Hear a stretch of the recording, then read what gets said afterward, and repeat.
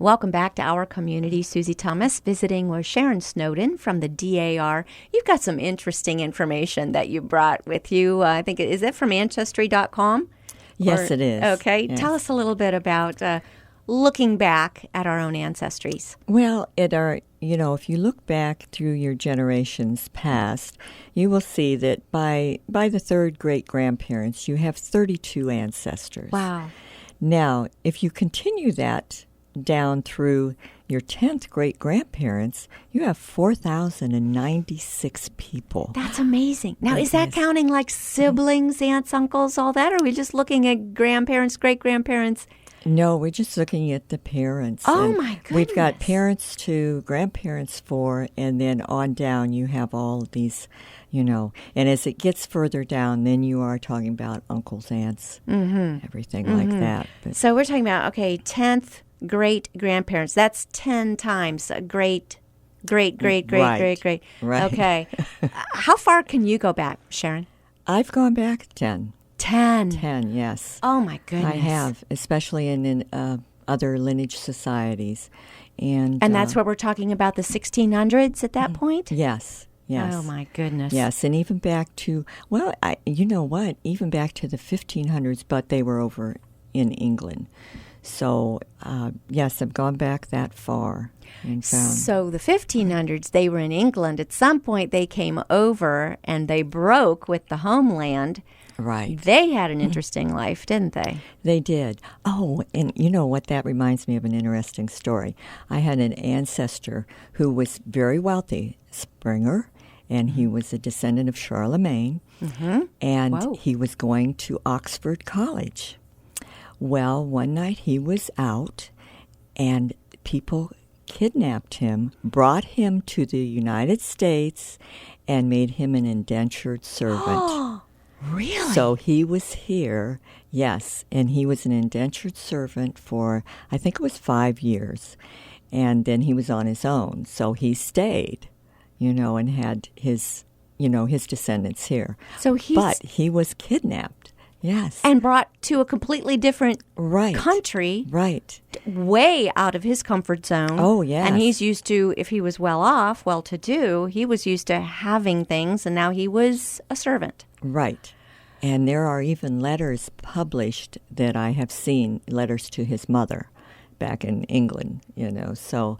Oh, my word. Yeah, I'd almost forgotten about that story. I can't imagine then, how did he turn things around so that he made a life for himself eventually? Well, he was very, very versatile and very, he had the background. He was going to Oxford. Yes. Yes. Yes. So. He's educated. Yes. And suddenly he's living a life completely different than what he had planned. Yes. Boy, people, you hear some of these stories and you just think, wow, they had the right stuff, didn't they? They did. We don't know what to do if we don't have a microwave oven. I know. And our smartphone. How do we live? Yes. And they really were... they had the right stuff. That's it. Yes, they did. Yes. Oh, my goodness. Yeah, we talk about. All right. Well, the DAR, obviously, it's fun to look up all these things, but you don't just get together to look up what your family lineage is. You really do some cool things as well. Tell us a little bit about that. We do. We have a project right now that we're selling Patriot bracelets to raise funds for our Wreaths Across America. Now, the Wreaths Across America, that goes across the entire nation, and if you see any brochures on it, you will see they do it at Arlington Cemetery. You can choose your cemetery if you like, or you can go to one that's already established, because they put wreaths on every veteran's grave the second Saturday in December. It's remarkable. It is the most breathtaking when you see Arlington Cemetery with all those wreaths. It is just, Google it if you have not seen it. Go to Google Images and look for that. It is absolutely amazing. I knew this took place in Arlington. I had no idea it was across America. Right. So any cemetery, you just tell them, you tell the DAR, I would love to have something on my ancestor who served, or how do you get it to a cemetery? How do you request a cemetery? That's through the Wreaths Across America. Okay. Because that is what I had to do to sign up. I had to select a cemetery. So I selected one close in the area so that we could put wreaths on the veterans' graves, that second Saturday in December. Now, anybody can volunteer to go out and put the wreaths on. The wreaths are shipped to the cemetery. So anyone can go out and volunteer just to place the wreaths. But that's what we'll be doing the second week in December. I hope it's nice weather. I hope so, too. It's so beautiful. And then they stay through Christmas and through the holidays and so forth.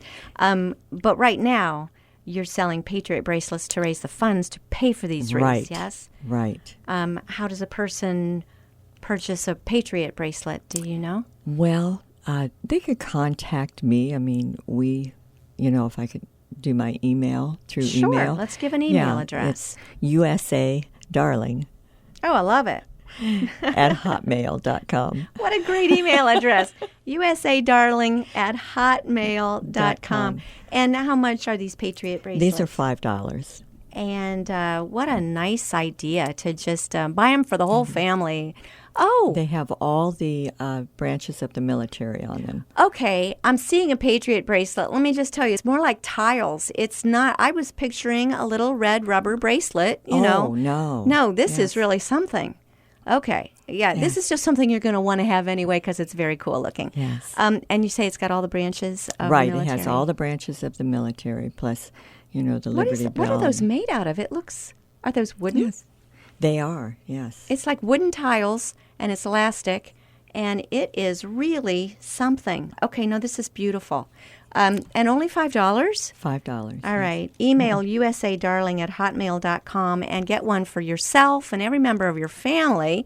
And then those go to purchase the wreaths that decorate all of those who have served in Arlington and your designated cemetery. Well, our designated cemetery is the East Liberty Cemetery in Greene and the Hillside Memorial Gardens that is in Akron. Awesome.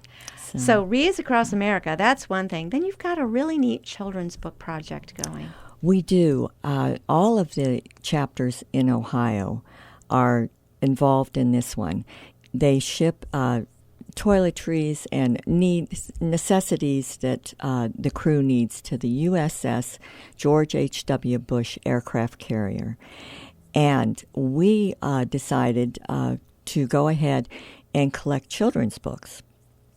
So we had a book drive and collected children's books to send to the crew of this ship. What they do is that the crew member reads the book, is filmed while they are reading it, and then that film and that book are sent to the crew member's child at home. So I just think that's a wonderful, wonderful project, and we were very fortunate our members came through with a lot of books. So children are able to have mom or dad reading them a bedtime story while they're off serving and can't be there physically. Right. Oh, my goodness. What a wonderful idea. Are they still doing it? Are you still collecting books at all? Yes, we are. Yes, we are until they're going to take them for the 4th of July. Oh, so. my. Yes, so we'll be collecting them the rest of this month. All right. If folks want to donate, again, email you. Right. They can email me. USA Darling and I'll at pick 'em up. hotmail.com. and Sharon will come to your door and pick, or you can arrange to have a meeting place to be able to collect books. How many have you got so far? Do you know? We've got over 50. Oh, that's wonderful. So from our chapter. So great. That's good. And there are more coming because the ladies that were not present Saturday will bring theirs. So. Oh, that's so good. You seem very involved for being a rather young chapter. Well, we try to be because that's what DAR is. Now, I've been in DAR for over 10 years. So, I have known, how the committees work, how it all functions. So that has helped. And the ladies that have come into our chapter are basically new people into DAR. So they kind of, listen to what I say and listen to what I'm, wanting to do, and they're all for it too. So, good projects. How do the committees work? What committees are there? What is a person signing up for when they decide to go for this? Well, if they sign up to work on a committee, you don't have to be the chairman. You can just sign up to work on a committee. And we have what is called a Project Patriot Committee, which is where this USS aircraft carrier comes in, because it's people that are serving presently. Then we have a Veterans Committee separate from that, which deals with veterans. And like I do volunteer down at the VA clinic in Canton. So in a couple of the ladies in other chapters volunteer as well. So that is something. We have a commemorative events committee that will, deal with all commemorative events coming up, different ideas and everything. We have a Constitution Week committee.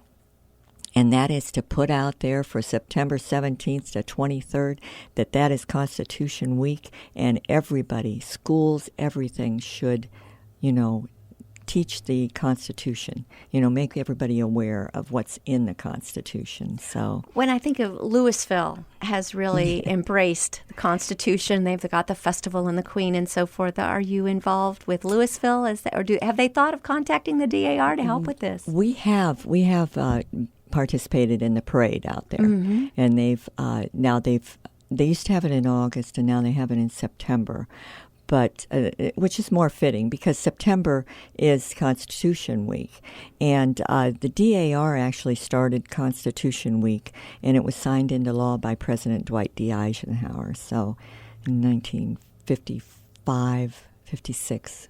And it always creeps up on you. It surprises you. Early in September, I know the colleges in the area try to have something for Constitution Day and Constitution Week. Right. But it's as soon as students have arrived on campus, That's so they have to hop to it. Right. It's the first thing. So we have to contact the schools before they let out in May or June, because if we don't, then we don't get on board, because everything comes, at that first week in September, and that's whenever, you should be, planning, you should be planning things in the spring so that you can do them at Constitution Week. Yeah.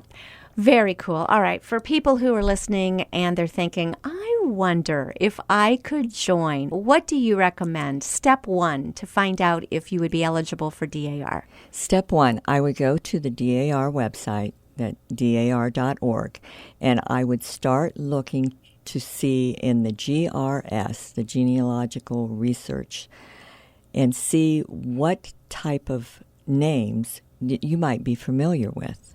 You could look in the Patriots if you think that your maiden name goes back all the way to the Revolutionary War. You could start with that. But you can also, to sign up to be a prospective member, you can fill out a form online, and then somebody will contact you. So if you have no idea where to start or what to do, we can help you. We have registrars in every chapter, and we have volunteer genealogists, so they will help you. And like I said earlier, if you know the first 3 generation names and dates, that's a good start. Great. If you go back 3 generations, that's all it'll take. Your parents, and your grandparents. That's pretty easy. Oh, you even get to count yourself. Yes. Oh, my goodness. Well, that sounds easy enough. Okay. Sharon Snowden, thank you so much for enlightening us about this and for all you bring to our community. Well, thank you very much for having me.